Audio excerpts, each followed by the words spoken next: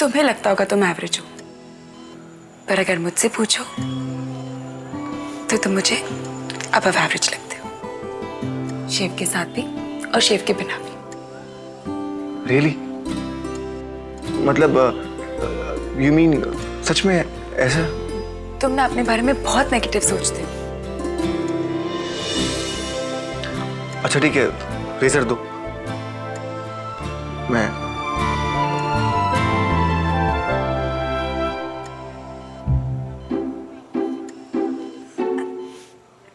Try करूं? नहीं नहीं, ये तुम्हारे बस की बात नहीं है। मुकुंद, मैं पार्लर में काम करती हूँ, आई थिंक मैं ये भी मैनेज कर पाऊंगी। पक्का? देखो, चेहरे का सवाल है, कहीं कट ना जाए। मेरी शादी भी नहीं हुई अब तक। इंसान की पहचान उसकी सीरत से होती है, सूरत से नहीं।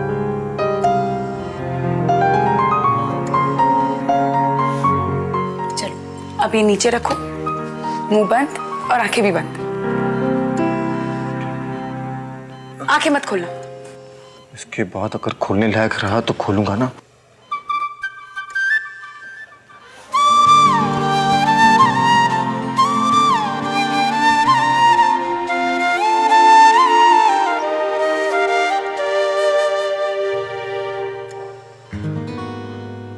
Oh my God!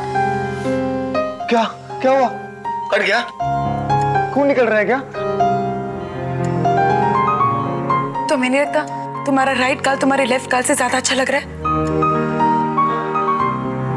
डरा दिया तुमने तो। तुम्हें बिलीव नहीं हो रहा है? नारायण से पूछो, वो आके कंफर्म करेगा।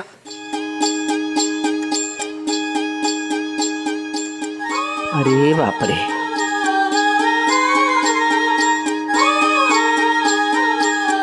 अगर मुझे पहले से पता चलता ना कि यहाँ स्पेशल दाढ़ी बनाने का प्रोग्राम है बेटा, तो बेटा मैं थोड़ा लेट आती ना। अरे वाह दादा, आपकी तो शेव बड़ी अच्छी हुई है। हाय, आई एम स्वाति। हाय मधु, मैं ये रेज़र वापस करके आती हूँ।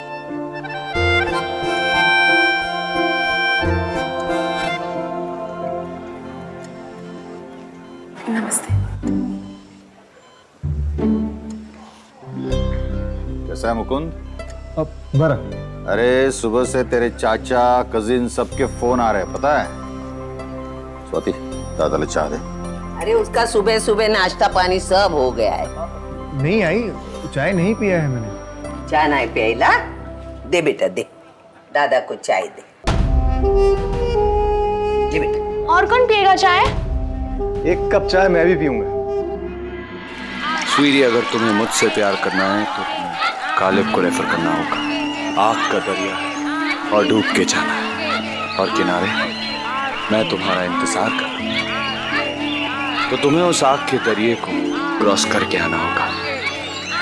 Anyway sweetie, my shot is ready, gotta go, bye. मुआ मुआ मुआ।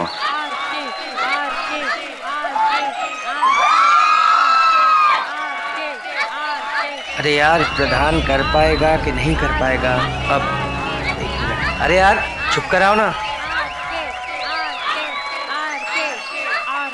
चीफ, बिट्टू जी बड़े टेंस लग रहे हैं। उस पे से मेरा कॉन्फिडेंस हिल गया। हाँ हाँ, और पता चले पूरा केस ही बिगाड़ दिया उसने। बिट्टू जी, बाद में बात करता हूँ सर। Yes sir. क्या हुआ Bittu ji? Nothing sir, all's well. अरे ये क्या Bittu ji? Sir stress ball, वो कभी कभी टेंशन में। टेंशन? आरके के साथ? क्या होगा अगर आरके की पुलिस रिपोर्ट वापस नहीं करेगी? आरके को पुलिस ले जाएगी? क्या होगा? आरके को जेल में बंद कर दी? क्या होगा बिट्टू जी? सर क्या होगा बिट्टू जी? कुछ नहीं। होगा ये बिट्टू जी की इंडस्ट्री पर ताला लग जाए, फिल्में बनना बंद हो जाएंगी, क्योंकि मानने वाले ये मानते हैं कि इस इंडस्ट्री का पेट नेम, कि फिल्म इंडस्ट्री का पेट नेम क्या है बिट्टू जी? RK sir. बिट्टू जी, आज जब वो पुलिस वाला उस फैमिली के पास पैसे लेकर जाएगा तो वो लड़का अपनी टूटी टांगों पर हमारे पास लंगड़ाता हुआ है और कहेगा, सर सर इतने पैसों में तो आप मेरी दोनों टांगें तोड़। हाँ बिट्टू जी, और आप बिना बात के टेंशन ले रहे हो। Not at all sir. RK के होते हुए टेंशन लेना मतलब आरके की तौहीन करना। सर तौहीन करोगे बिट्टू जी? सर ऐसा हो सकता है sir? Smile. Sir I am already smiling. Bittu ji, हमारा हाथ जिसके ऊपर होता है वो सलामत है। Sir RK sir. शूटिंग करें, पैकअप करें? सर वो शूटिंग करते हैं ना सर। जाओ शॉट रेडी करवाओ। Right sir. जाओ।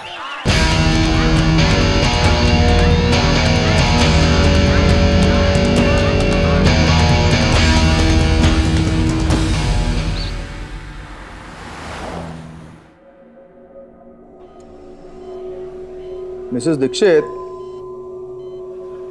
ऐसे बड़े बड़े हॉस्पिटल तो अमीरों के चोचले हैं। हमारे आप जैसे लोगों के तो बजट ही है। हड्डियां तो जोड़ देते थे हॉस्पिटल वाले, लेकिन कमर तोड़ देते। हम मिडिल क्लास लोग अपनी कमाई और खर्च को बैलेंस करते करते जिंदगी गुजारते हैं। वो खींची हुई रस्सी पे जो करतूत दिखाते हैं ना,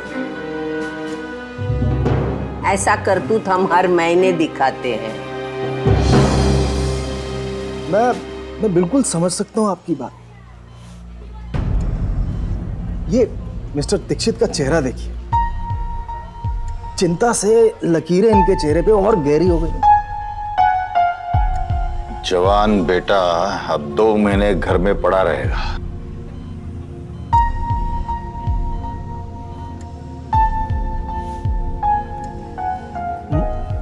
अरे मतलब आपके लड़के की परमानेंट जॉब नहीं है?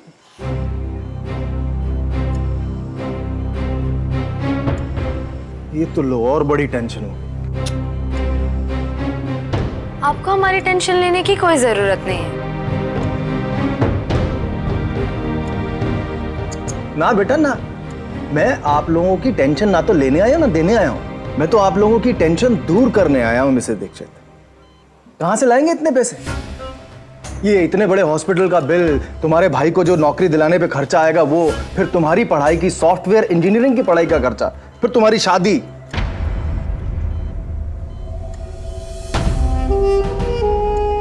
अब आपके पिताजी मिस्टर दीक्षित तो काफी टाइम से ये भी सोच रहे हैं कि धानु वाले प्लॉट पे इन्वेस्ट कैसे।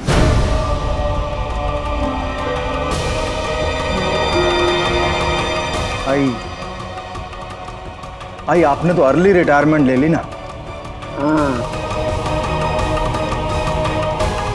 कैसे कैसे कोई आम आदमी ऐसी बंधी हुई कमाई में और पेंशन से खर्चा चलाएगा कैसे? जैसे सबका चलता है।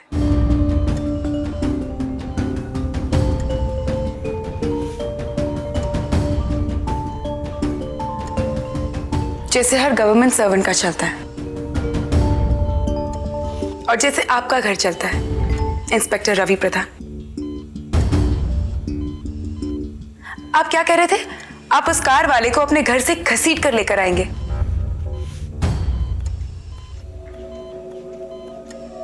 क्या हुआ? मधु जी आप बैठिए बैठिए आप।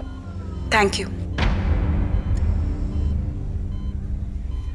वैसे आप लोगों को जानकर खुशी होगी,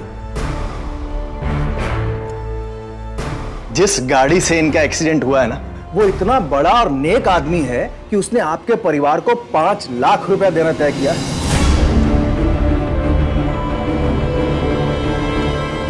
5 लाख, और 5 लाख के साथ हॉस्पिटल का खर्चा अलग। मेरे हिसाब से बहुत अच्छी ऑफर है, आप लोगों को मान लेनी चाहिए। बताइए कब मिलना है? ये देखो 5 लाख देने की बात कर रहा है। पैसे नहीं आंटी जी, केस को दबाने के लिए रिश्वत दी जा रही है। 8 लाख।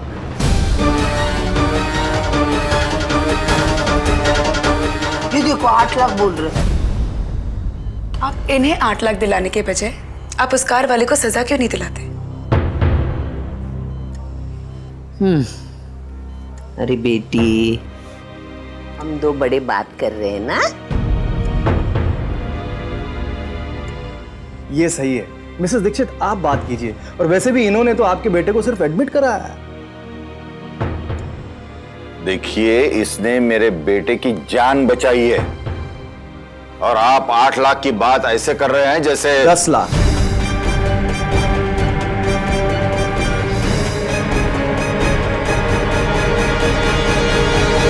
इससे ज्यादा मैं करवा भी नहीं पाऊंगा। देखिए ना, 2 टूटी हड्डियों के लिए 10 लाख का कंपनसेशन तो बहुत बढ़िया है कि नहीं? आप इस तरह बात कर रहे हैं जैसे आप कोई बोली लगा रहे हो। उस रईसजादे की वजह से मुकुंद की जान जा सकती थी। मगर गई तो नहीं ना, मरा तो नहीं। जी, मेरा मतलब सही सलामत तो है ना वो।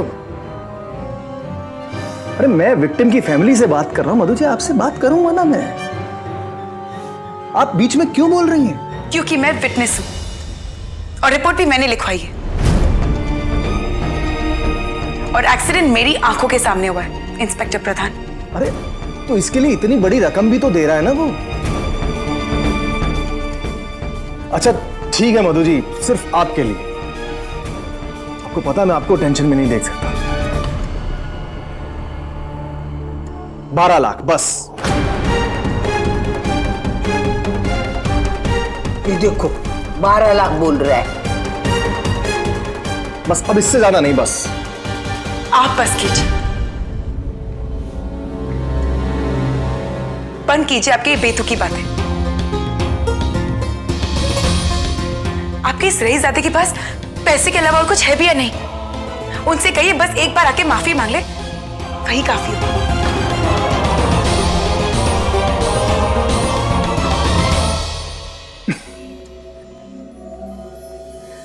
वो माफी मांगेंगे? मधु जी आपको पता भी है आप किसके बारे में बात कर रही हैं? कौन है वो? मैं जानना भी नहीं चाहती, मैं उसे अच्छी तरह पहचान गई हूं। आप बस उससे इतना कह दीजिए कि मधुबाला शमशेर मलिक किसी भी कीमत पर यह केस वापस नहीं लेगी।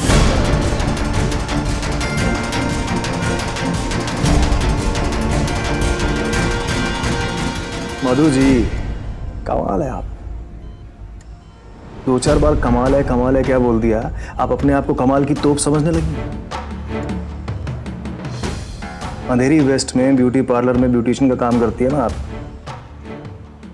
बस वहां जाइए और लोगों को सजाइए संवारिए। मधु जी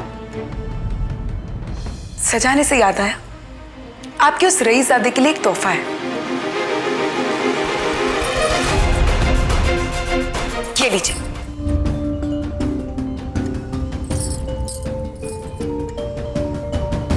उन्हें दे दीजिए।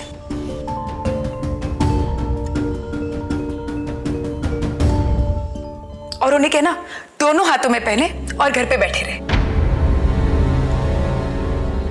कमाल है, इनका कोई केस से लेना देना नहीं है, लेकिन फिर भी ये बीच में बोली जा रही है और आप सुन रहे हैं। अरे आपकी फैमिली में ये फैसला लेने वाली कौन होती है? हाँ हाँ, मैं कब से सुने जा रही हूँ, आप सही बोल रहे हैं। ये कैसे फैसला ले सकती है? सही है मिसेस दीक्षित, तो आप बोलिए ना, आप फैसला लीजिए। फैसला मैं लूंगी और मुझे लगता है इसने जो फैसला लिया वही सही है। हम केस को कैसे वापस ले सकते हैं?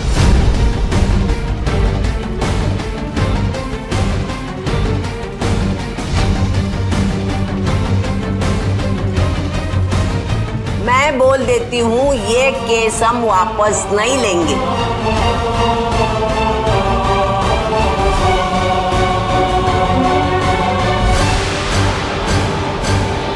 मैं बोल देती हूँ, ये केस हम वापस नहीं लेंगे।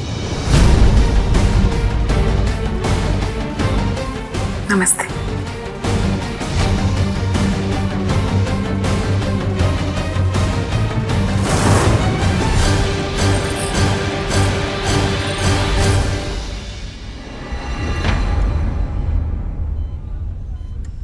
सच में आई।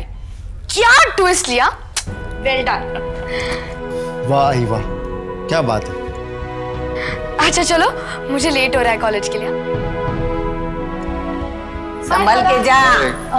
Bye Madhu, bye. Nice meeting you. Same है। Bye bye bye bye. Shivangi, ये तुमने बहुत अच्छा किया. जरा बाहर आओ। कशाला? बाहर आओ ना। हो जाऊया ना. कशाला आणि काय?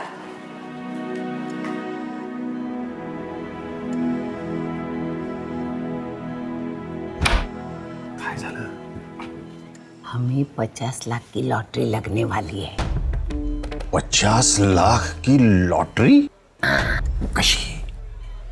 अभी देखो ना, इंस्पेक्टर ने 5 मिनट के अंदर 5 लाख से लेके 12 लाख तक लेके गया है? हाँ। अभी देखो, कल यही इंस्पेक्टर 50 लाख की ऑफर लेके आएगा। शुभांगी, इस लालच के चक्कर में हम किसी से दुश्मनी न मोल ले क्योंकि ये पुलिस वाला जिस आदमी की मांडवली करने यहाँ आया है ना, वो आदमी कोई ऐरा गरा तो होगा नहीं. अगर वो आदमी कोई ताकतवर हुआ तो आपल्या सगळ्यांची वाट लागली म्हणून समज. डरना नहीं। मैंने बंदूक ये लड़की के कंधे पे रखी है। अगर गोली छूटी तो लगेगी लड़की को, और लॉटरी लगी 50 लाख की तो अपनी हो जाएगी जिंदगी। हमें तो, अरे डरते काय को? अभी हमें ढूंढ निकालना है ये आदमी है कौन। तू बीच में मत बोलना, मुझे अपने तरीके से बात करने दे, समझा? ये देख पहले ये, अभी ठीक है पेट यार, वो फिर दंड पिलवा देगा यार. मैंने कहा ना, ज्यादा बोलने की जरूरत नहीं है. रिलैक्स, मैं देखता हूँ क्या हो सकता है. 6 पैक थे 6 मंथ बिफोर. चुप कर यार.